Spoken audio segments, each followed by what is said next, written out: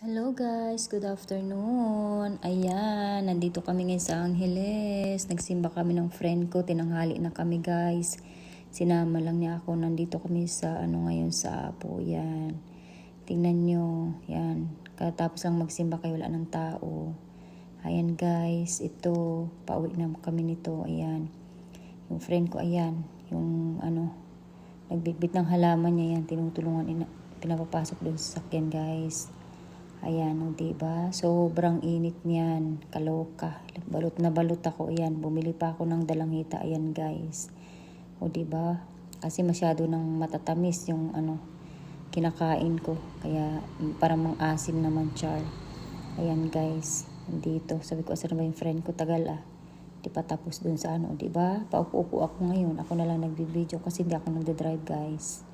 Ayan, o diba? Ayan, bumibili pa yatang basahan yung kaibigan ko, Kalorke. Ayan guys, doon pa siya. Diba? Sige, mainit. Kaya binuksan ko yung Ayan, tingnan mo. Wala pa siya. Ayan. Diba? Hinintay ko. Ayan, binalibag na yung basahan na binili niya, kaloka eh. Ayan guys, pauwi na kami ng nito, San Fernando. Ayan. Diba? Friend ko naman ang nagde-drive.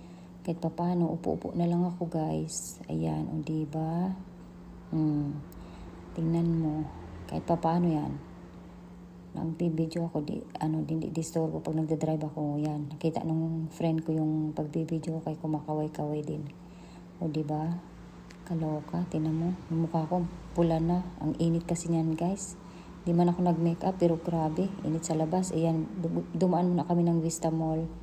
Ayan, sabi niya, kain muna daw kami, char. Lilibre yata ako, kaloka. Ayan guys, nandito kami sa Vista Mall ngayon. Ayan, diba? Kain muna daw. Ayan, busy siya. Ito guys, yung in-order niya. Ayan, kanyang in-order. Ayan, ito naman in-order ko. Burger niyan yan. Yan guys, napakaunti lang. Yun lang guys. Thank you.